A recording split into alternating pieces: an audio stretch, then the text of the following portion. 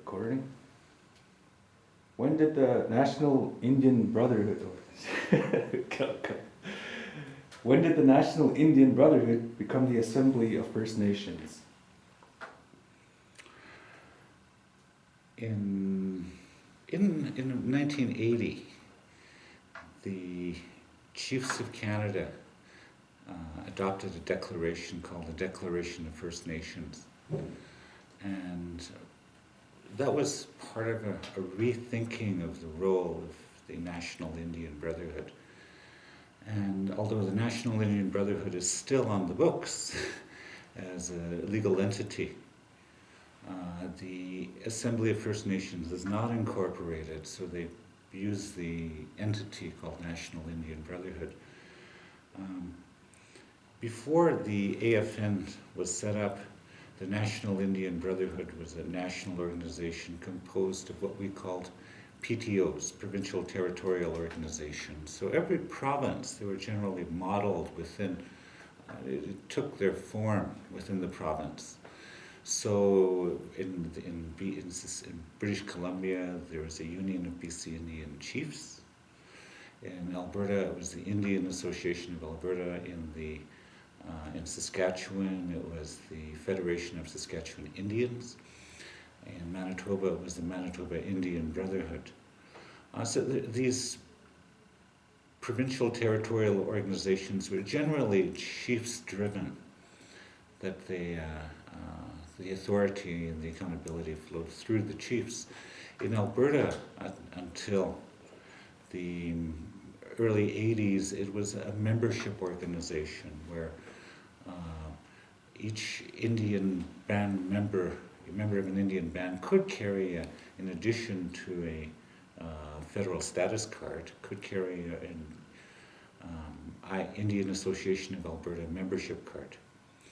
And so the elections were held for the IAA on the reserves. So we had a Treaty 7 vice president that every band member, in every reserve could vote for in Treaty 7. They could also vote for the president of the IAA. I ran one time for the presidency. I think it was in '82. So AFN was a body set up by the First Nations across the country to to create a unified voice vis-a-vis the federal government. Back in before the Constitution was patriated, there were all sorts of unresolved issues with regard to Aboriginal title. They never ceded the land in British Columbia. On the violated treaty rights in the treaty areas, Alberta, Saskatchewan, Manitoba, Ontario.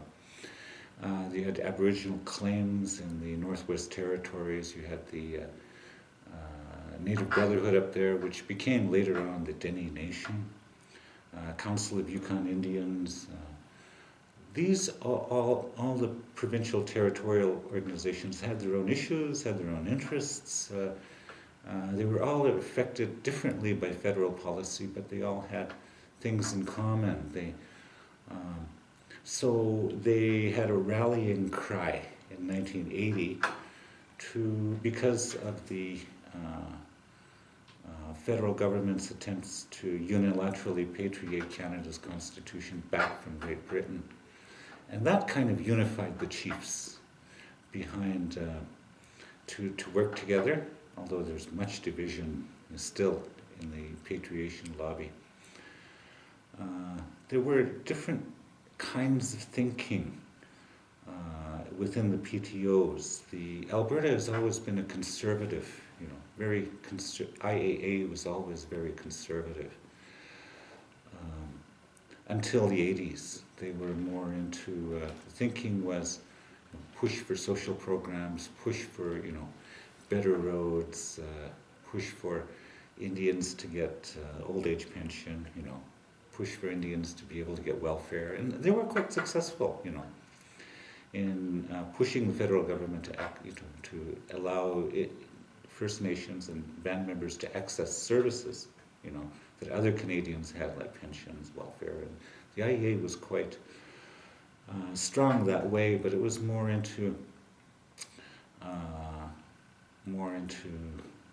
trying to convince the Canadians that it would be good to do the Indians a better way.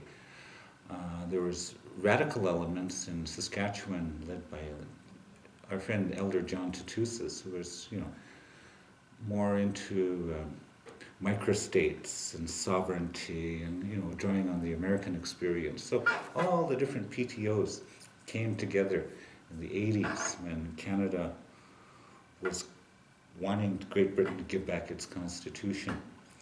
And they said, well, we must, whatever differences we have, because federal policy again impacted each one differently. They had to have a unified voice, and that unified voice became morphed from the National Indian Brotherhood into the Assembly of First Nations. It was driven by a council of chiefs who there were different ideas about what a national organization would be and what it might look like. One of the proposals we had come up with from the IAA was an 11th province, where First Nations would have their own parliament, elected from right across the country, and be able to not just be consulted, but to make laws. So there were different visions back in the 1980 about what a national organization would look like. It hasn't really changed. It's consultative. Their budget is derived from Indian Affairs and Health Canada, and so whenever Ottawa wants to, pull the strings, and a lot of times they do, just like recently now with the health and education dollars they're pulling out of the organizations. That's one of the weaknesses, is that they're not funded, by the tribes.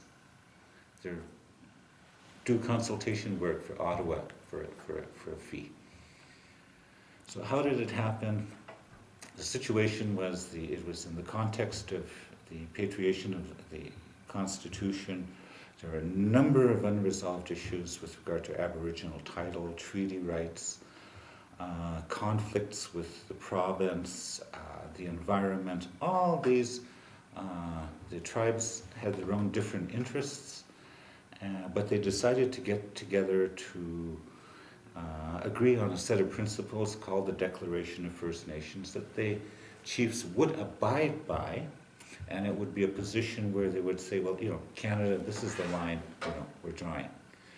Your court said the Royal Proclamation was an Indian Magna Carta. Well, the line is, we demand that those rights in the Royal Proclamation be respected if we're going to come under Canada. So there are those kind of principles, that the inherent rights principle was in the Declaration, if memory serves me right. It said, the Creator gave us the authority to govern ourselves.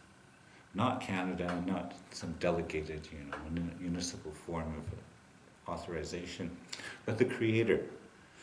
And so that was a radical step, that they first started thinking about, why do we have to go to Canada to get authority to run our own affairs?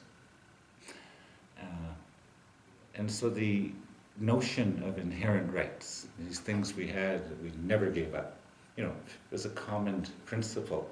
In BC, they didn't have treaties, so they could say, we never gave up our land, or we never gave up our right to practice local autonomy, to some people call sovereignty, it's a scary word.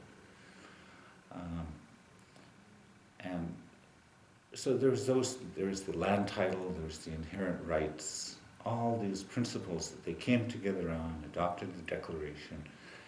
And the chiefs said, well, how are we going to, there was some resolve, there was some political will for them to cooperate. But that's kind of been undermined by the federal policies on land claims and self-government.